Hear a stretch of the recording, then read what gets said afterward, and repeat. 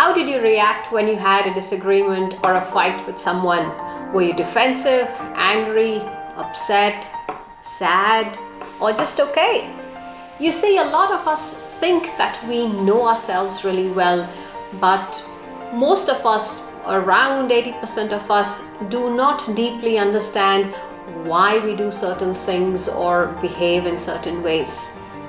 Self-awareness is the most critical piece of emotional intelligence. So, what is self-awareness and why is it important? Are there ways we can increase it? Let's discuss all these points and a lot more.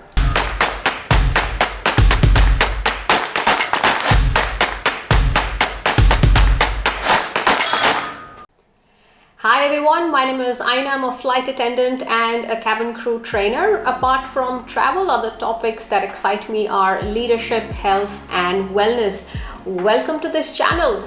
So the other day I was talking with a friend of mine and she was feeling low and angry at the same time because this guy that she was dating had said some really mean and nasty things about her. He had repeatedly told her that she is this egocentric, arrogant, and defensive kind of person. After calming her down, I asked her a few open-ended questions, and she realized that she was bogged down by the likes and dislikes of others around her, and that she just wanted him to like her. Now, long story short, she realized that she's a kind and loving person, but above all, a bigger realization she had was that she needs to understand herself a lot better. Now, you would have been in similar situations, be it in your personal life or at work, right?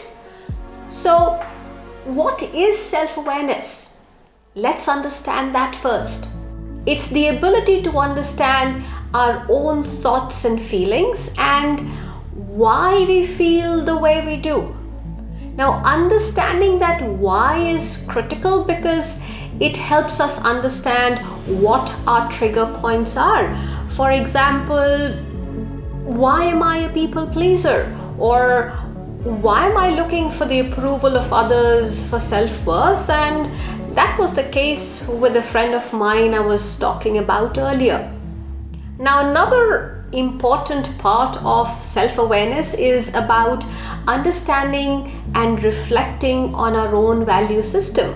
For example, why is fairness and equality important to me? And to what extent? To what degree? Now, before we talk about how we can enhance our self-awareness, let's understand why is self-awareness important. The most important reason why self-awareness is important, and mind you, it's an ever-evolving process, is that once you're aware of a thing, there's no going back. And when you're aware of a thing, you can then take action. That's the beauty of it. After gaining that self-awareness, you can self-regulate and make changes both in your thinking and in your doing. You see, most of us live in a world that is obsessed with social media, and we are in a constant pursuit of hedonic pleasures. For example, shopping constantly, and I'm guilty of that, or wanting to earn more money or gain a higher status. It's an endless game, right?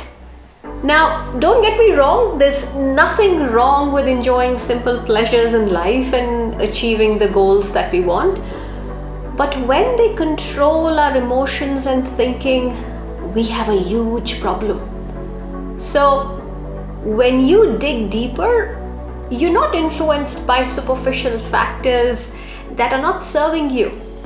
The beauty that happens when you're self-aware is that other people's negative and harsh comments don't pull you down, they don't drag you down, and at the same time, you don't find self-worth because others are saying good things about you.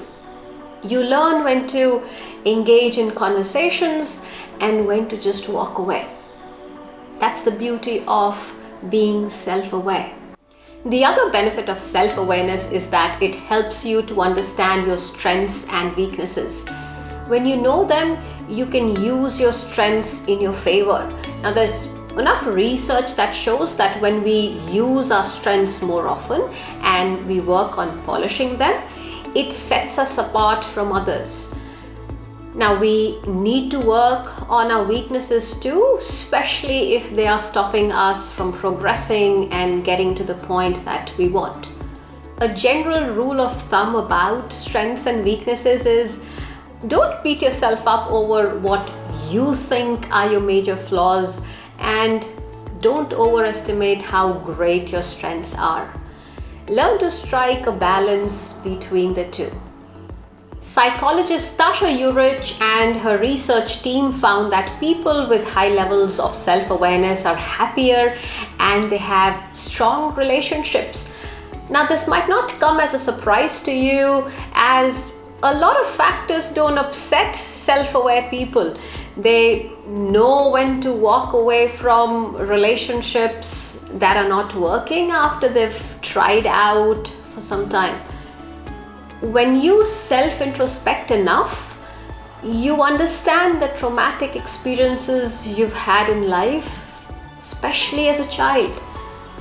Once you acknowledge them, it helps you move past those painful experiences and live a happy and content life. Self-awareness also helps us to become better decision makers. It gives us more confidence, and as a result, we communicate with clear intent and we talk about the outcomes we want. We don't shy away from communicating on that level. We become better decision makers because we look at things from multiple perspectives and we don't jump to conclusions really quickly. It also frees us from our own assumptions and biases to a good extent. We can't get rid of it completely. But when you do so, it also gives you greater ability to regulate your emotions. Lastly, when you're aware of your value system, you start aligning your actions and behaviors to what really matters to you in your life. You get less swayed by situations and other people's opinions, and you start focusing on what you want to achieve in life. You learn to differentiate between things and people that bring you joy and peace of mind, and those that don't. I hope I've given you enough reasons why self-awareness can be a game changer. Let's now discuss different ways in which you can increase self-awareness. Here are 5 simple yet powerful suggestions from my end. First one is easy, yet some people find it difficult. It's spending time with yourself. We live in a world in which most of us are either with someone or with a gadget or absorbed in our thoughts about past or the future, right? What we need to do is, at the end of the day, reflect on how our day was, what went well, and what we could have done differently. Now, you can think about your past too, on and off. Not the end of the world, but don't be too judgmental about it. It's gone. You can't change much about it, right? My suggestion to you is to reflect to the extent that it helps you understand what were the things that were under your control and which were not. You can then learn techniques to let go of things that were not under your control and learn from the ones that you could influence. The other thing that might happen when you sit with yourself is that some of those traumatic experiences might surface up. Please know that it's normal and is a foundational step to self-awareness and to a good extent healing as well. So don't run away from such experiences. This is a good reflection point to begin with, because you can start challenging your own beliefs, values, and opinions. There's freedom in challenging them. When you do so, you start realizing that some of them are serving you well, and others are a barrier, a roadblock to your own growth, development, or whatever you want to achieve in life. So something that happens in this process of spending time with yourself is that you might end up asking a lot of why questions. For example, you might ask yourself, why did this happen to me? Why did I act that way? Or why did I not speak up for myself? And the list goes on. You know the drill, right? These questions are a good place to start, but what I would suggest is you very swiftly move to asking yourselves the what questions. These what questions will help you understand yourself a lot better. So let me help you understand this through a few examples. So you may ask yourselves questions such as, what type of situations make me uncomfortable and what's common among them? Or what is important for me right now in life and what steps am I taking to work towards them? Or what can I do to overcome my fear of speaking up? You see, these what questions will help you move forward and not be stuck in a rut. So ask a lot of what questions rather than the why questions when you're sitting with yourself. That's one of the ways of increasing self-awareness.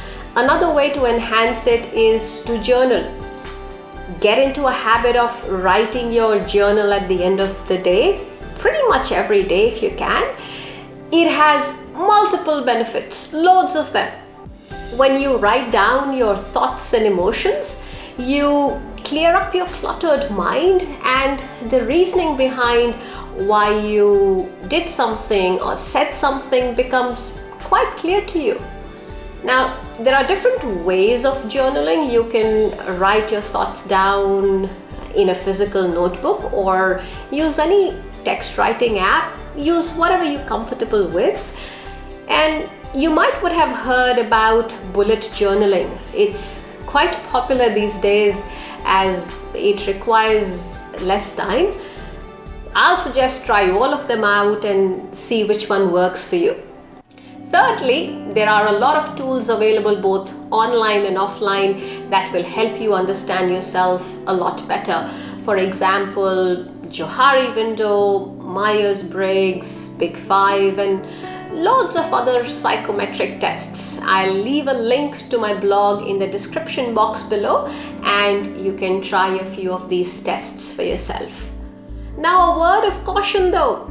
Don't just use them as the ultimate guide about you, because most of these tests tend to put people in boxes.